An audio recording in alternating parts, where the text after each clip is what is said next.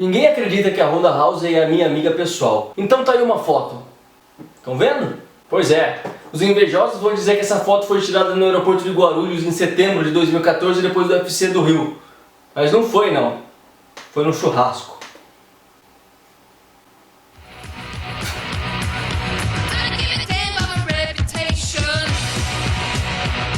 Senhores, tudo bem? Eu sou o Luiz Fernando Pierotti e hoje é aquele dia da semana que a gente vai falar sobre MMA. Pensei o seguinte, vou dar duas notícias que ocorreram nesses últimos dias, desde o nosso último vídeo, que eu vou comentar com vocês de forma mais pausada, dando a minha opinião, e depois a gente faz aí um resumão das outras notícias que eu joguei no tanto quanto interessantes para passar para vocês, beleza? Então vamos começar com a primeira notícia, que é Ronda Rousey volta a lutar no UFC contra a Amanda Nunes. Vai ser a primeira defesa de cinturão da Amanda Nunes no UFC 207, dia 30 de dezembro. Bom, quando você coloca Ronda Rousey e uma notícia de UFC, de MMA, de mídia, de entretenimento, qualquer coisa, as pessoas já ficam empolgadas para saber o que virá por aí. Existem pessoas que dizem até que a Ronda Rousey continua sendo a atleta mais popular do UFC, na frente até do próprio Conor McGregor. O que você acha? Depois de um ano mais ou menos aí da derrota dela para Holly Holm, ela vai voltar enfrentando a Amanda Nunes, o que causou um tanto quanto de polêmicas um pouquinho no mundo do UFC. Entre o pessoal que está acompanhando essa demora da Ronda Rousey em voltar, depois de toda aquela situação de terem visto que ela não tem assim uma mentalidade muito forte para derrota, visto o que aconteceu com ela no judô. Ela foi pro MMA depois de algumas derrotas, que ela não conseguia lidar muito bem com isso. Pessoas da vida dela na época que ela era lutadora de judô comentaram que ela não tem uma boa desenvoltura, ela não digere muito bem a derrota. E a gente viu isso acontecer contra a Holly Holm, que ela simplesmente não quis mais lutar, de acordo com ela, falou que pensou até em se matar no vestiário e tudo mais. Logicamente começou um burburinho aí no meio do UFC, a Amanda Nunes falou que ela é fraca mentalmente depois da derrota, como a gente acabou de comentar. A Miesha Tate falou que se ela não se preparar muito bem para essa luta, vai perder para a Amanda Nunes, o que foi um puta de um discurso idiota, porque logicamente alguém não se preparar vai perder, né? É melhor ter ficado quieta. Mas o que eu acho? Eu acho que assim, ninguém pode dizer que a Ronda Rousey não tinha capacidade de ganhar da Holly Holm. Ela tinha, mas não do jeito que ela lutou. O grande problema dela foi duas coisas. Primeiro, dizem que a Ronda Rousey não faz sparring, agora eu não sei como que vai ser. Diziam que o McGregor não fazia sparring também antes de lutar com o Nate Diaz, e depois da segunda luta ele falou que fez horas e horas quando ele ganhou. Pois bem, dizem que a Ronda Rousey não faz sparring, ela não luta a sério com ninguém durante o treino, que a academia é fechada pra ela e tudo mais. Isso já faz com que ela não tenha um costume muito grande de receber golpes. Ela não sabe lidar com a adversidade de tomar um socão na cara mais forte e tudo mais, e perder um pouco do controle dela na luta. Se ela não arrumou isso na volta, vai ser um grande problema. Porque a Amanda Nunes bate forte, a gente viu pelo nariz da Miesha Tate que ficou assim depois do soco que ela levou na cara da brasileira, né? Então, em primeiro lugar, a Ronda Rousey tem que se preparar, fazer sparring e conseguir aguentar um pouco mais de adversidade dentro do octógono. Segundo lugar, ela não pode sair da zona de conforto dela, da segurança dela. Ela é uma atleta de chão. Não importa o que ela fez depois com a Bethe Correia, ou aquela joelhada no baço que ela deu na Sarah McMahon. Contra uma atleta que luta muito bem em pé, ela tem que buscar o solo. Ela não pode achar que ela é a superwoman e tentar entrar dentro do conforto, da segurança do atleta rival e ganhar dele naquele ponto que é o ponto forte do rival. Ela acreditou que era invencível e se provou que não era uma boa tática. Isso é absurdo, ninguém é invencível, ainda mais lutando dentro da zona de conforto do seu rival. Então ela tem que tentar levar isso pro chão, tentar aguentar um pouco mais as adversidades e principalmente tentar levar a luta um pouco mais pra frente. Eu não sei como que a Ronda Rousey luta, por exemplo, no terceiro round, que a gente não chegou a ver ela lutar no terceiro round. Ok, pessoal, vendo aqui na edição, eu falei que a Ronda nunca lutou no terceiro round. Na verdade ela lutou sim no terceiro round contra a Miesha Tate na segunda luta, quando elas se enfrentaram no UFC. Então ok, vamos mudar esse terceiro round pro quarto round, beleza? Vamos lutar. Mas a gente sabe que a Amanda Nunes, em algumas lutas dela de 3 rounds, no segundo ela estava cansada. Isso pode pesar contra ela. E por último, claro, a própria psicologia da Ronda Rousey, que se ela não tirou aquela derrota da cabeça, vai ser difícil ela vencer, na minha opinião. Então talvez seja melhor ela trabalhar o arroz com o feijão certinho, tentar ganhar primeiro da Amanda Nunes, no chão talvez, levando pro chão, cansando a Amanda um pouco, esperando a potência do golpe dela que ela tem no primeiro round baixar, sei lá, rezar para não tomar um socão no nariz, quebrar o nariz, senão ela vai ficar desbirutada de novo, e tentar ganhar no que ela sabe, lá na chave de braço e tudo mais. Logicamente, depois que a Ronda Rousey falou que vai voltar a lutar, Chris Cyborg foi a público chamar, né? Falou, venha lutar comigo, não sei o que. Ela tinha pedido, na verdade, antes da luta da Amanda Nunes. E o Dana White disse que a Honda iria lutar com a Cyborg se ganhasse o cinturão.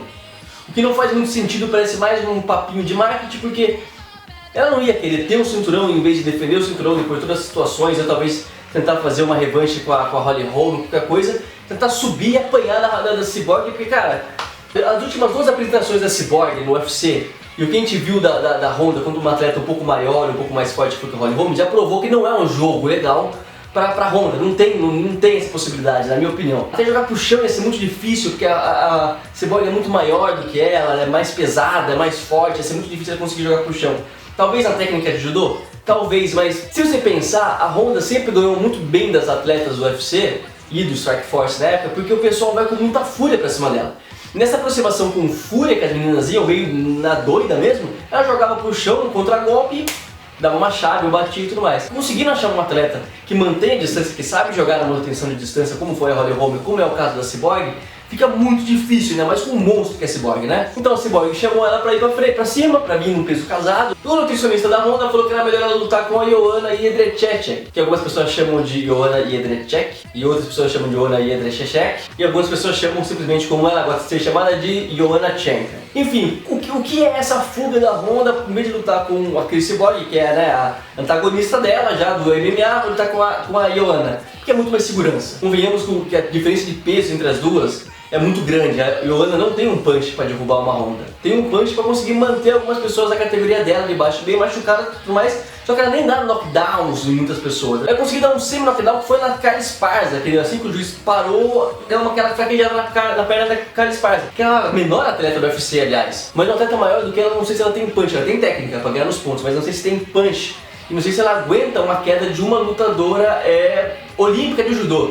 Então isso complica um pouquinho pra Joanna, então tô tentando fazer uma super luta aí da Honda com peso de baixo. Vamos ver o que vai acontecer, a gente não sabe nem se ela vai ganhar da Amanda Nunes, né? O que seria na vida da Honda mais uma derrota seguida, devastador provavelmente. O que vocês acham? Enquanto alguns querem voltar pra UFC, outros querem ir embora. A gente tem aí o Georges St-Pierre, que foi dito muito que voltaria a lutar contra o Anderson Silva, que faria alguma luta contra o Demian Maia. Tiveram várias aí boatos em torno dessa volta do Georges St-Pierre, que chegou a conversar com o Dana White, com a presidência do UFC sobre a sua volta, mas sempre havia um empecilho. Normalmente foi dito que era o dinheiro que impedia que o Georges St-Pierre voltasse, que ele queria um valor muito alto.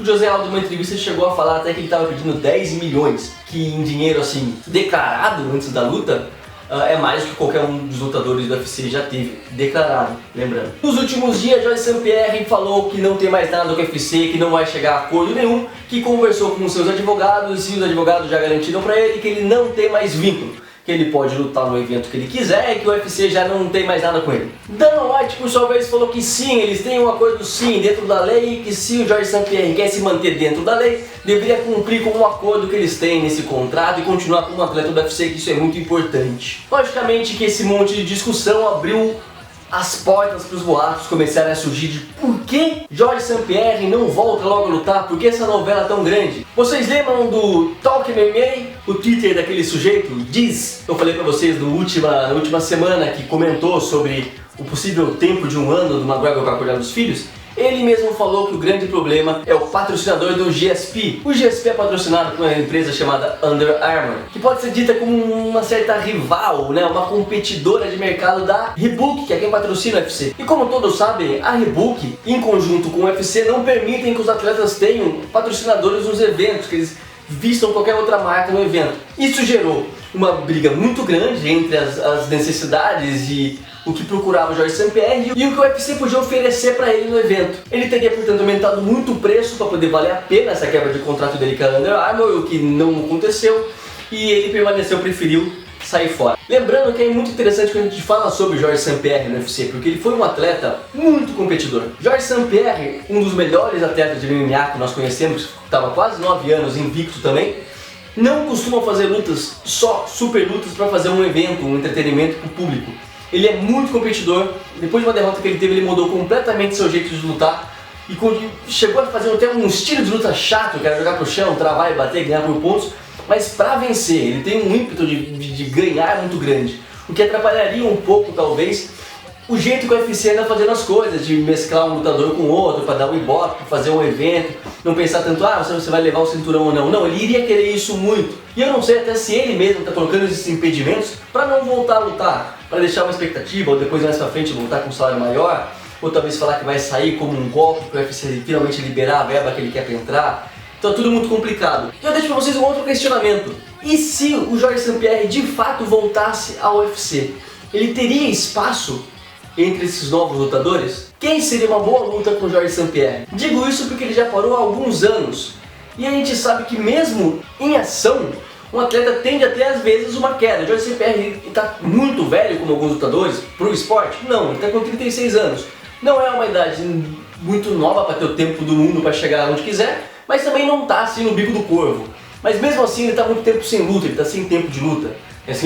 Sem tempo de luta competitivo, ele pode estar treinando, mas são coisas diferentes. Então ele teria o mesmo impacto na categoria? Ele conseguiria reproduzir aquilo que ele fazia antes? O que vocês acham? Escreva aí, vocês querem ver o Georges St-Pierre? Eu acredito que às vezes é melhor a gente esquecer um pouco dos grandes nomes, ou pelo menos assistir eles com muita ressalva, para não achar que ele vai vir como um destruidor de novo. E às vezes não é bem isso que acontece e acaba deixando a gente um pouco decepcionado, né? Então a gente tem que ter cuidado com os ídolos do passado. E outra coisa, galera, eu não acho que ele vá para Bellator ou coisas do gênero, tá? Sendo competitivo do jeito que ele é, se ele iria aceitar, como o José Aldo disse numa entrevista há pouco tempo, lutar na Série B. Possivelmente, na minha opinião, tá virando mais uma novela que a gente vai ouvir falar e nunca vai acontecer, como é a disputa de Cyborg contra a Honda e tudo mais. Pessoal, vamos para umas notícias rapidinhas agora pra gente citar o que mais aconteceu nessa última semana sem se estender muito. Belfort, após todo o hype de que ia se aposentar depois da derrota contra o Mousasi. Dessa vez eu falei certo, eu falei miotiche pra caramba no último vídeo, perdão, minha cabeça tava no americano. Todo mundo cogitou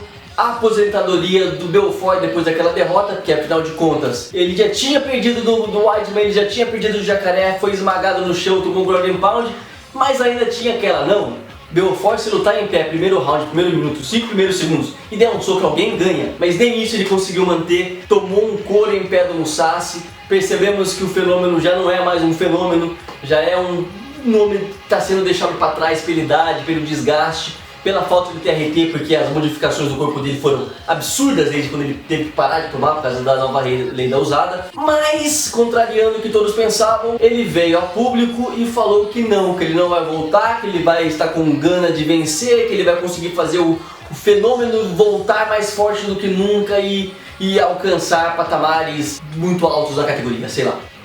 Pessoal, o que eu acho disso? Belfort é um atleta muito egocêntrico em alguns pontos. Não que isso seja ruim, ele realmente gosta do que faz, ele tem orgulho da história que ele teve como lutador que ganhou torneio do UFC com 18 anos de idade, tendo tantos nocautes como ele tem na carreira dele. Acontece que para algumas pessoas é mais fácil se aposentar, para outras pessoas é mais difícil pensar nisso. E parece que o Belfort tem uma certa dificuldade em perceber as limitações dele. Se mantendo dessa forma, ele não vai conseguir mais alcançar os grandes nomes, vai começar a fazer lutas mornas e difíceis com nomes que estão abaixo, sei lá, do top 15 da categoria. E o que não é muito bom para a própria história dele como lutador, que era, né, um grande fenômeno, um ícone, um mito do MMA. Que seria melhor defender algumas super lutas, luta com o Anderson, né, fazer uma revanche na última luta. Seria uma luta que renderia ainda um pouco de dinheiro para ele no final da carreira, renderia chamaria a atenção do público, ele poderia demonstrar alguma coisa, mas não tentar subir tanto, sabe, Belfort? Pouquíssimos fazem como o Dan Henderson de lutar até os 90 anos de idade,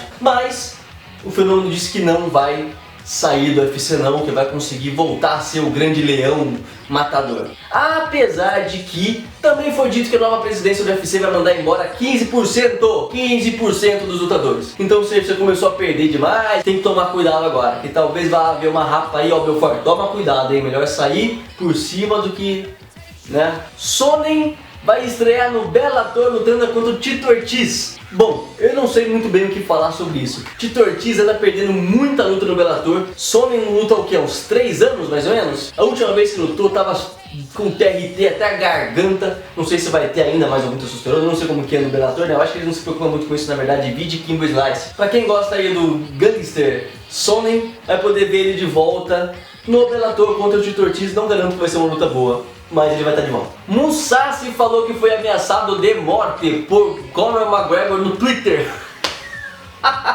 Bom, acontece que o Mousasi estava comentando na entrevista pós-luta sobre o McGregor, porque o assunto veio à tona, falou alguma coisa do McGregor que o irlandês não se invocou, e foi chamar a atenção dele, foi dar uma invocada no Twitter. O Mousasi respondeu, falou: o que você vai fazer, ô seu magrinho, seus 50 quilos?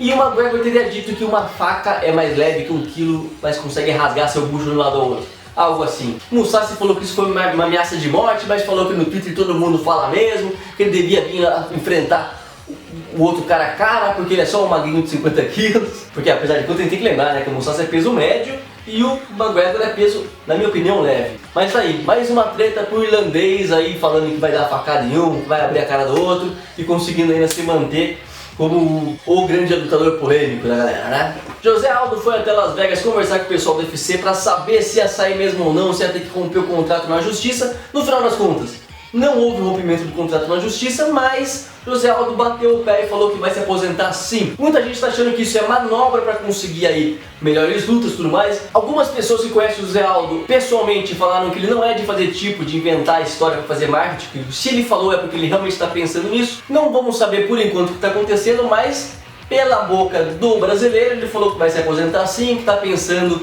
em lutar alguns campeonatos de jiu-jitsu. E que não vai processar ninguém não vai entrar na justiça, ele quer conversar na boa com o UFC, que foi muito legal a conversa que eles tiveram, mas que é hora de um ir pro lado, o outro ir pro outro, seguirem seus caminhos, sem tretas, sem discussões, sem nada. Lembrando que Dana White, nesses últimos tempos, falou que teria uma notícia sobre Dominick Cruz nos próximos dias, e já começaram as especulações que seria uma luta entre Dominick Cruz e José Aldo.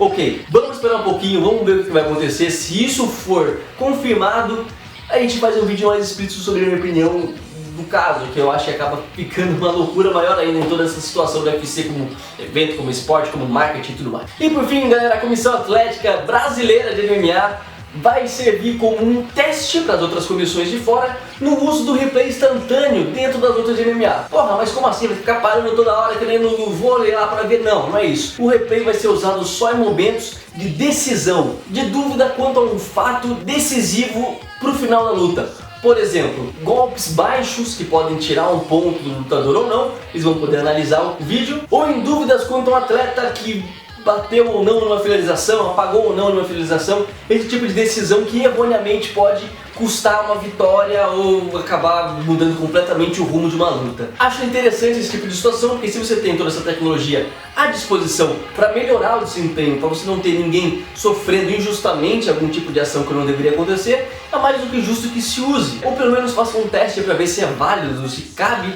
dentro da luta de MMA. Lembrando que ainda em momentos de decisão subjetiva, por exemplo, uma questão de um nocaute técnico sofrido por um dos atletas, a decisão do juiz é soberana, não vai modificar em nada disso, não tem como você ficar pedindo revisão de replay para saber coisa de momento de nocaute técnico ou não, tá? Então são só esses dois pontos, o golpe baixo, um bater ou não, a finalização e tudo mais. Então coloca sua opinião aí, é válido usar um recurso tecnológico para ajudar os atletas aí, ou vocês preferem ainda no old school da coisa? Senhores, essas são as notícias que eu trouxe para vocês. Comentem aí embaixo o que vocês acham dela, o que vocês acham da Ronda Rousey voltar, se ela vai conseguir vencer a Amanda Nunes, o que vocês acham da saída do Georges St-Pierre, o que vocês acham da aposentadoria do Aldo, da volta do Sony, do replay instantâneo no Brasil, o que vocês acham sobre tudo isso? Não se esqueçam de se inscrever aqui no botãozinho vermelho para continuar recebendo esses vídeos. Comentem a opinião, curtam. Ó, você assistiu até agora, curte.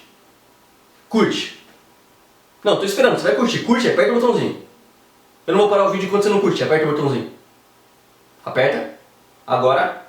Isso, rapaz. Muito obrigado por assistirem, tô adorando falar desse assunto com vocês, tô adorando o retorno que isso tá trazendo pra gente. Um grande abraço pra vocês, a gente se vê semana que vem com mais MMA. Tchau!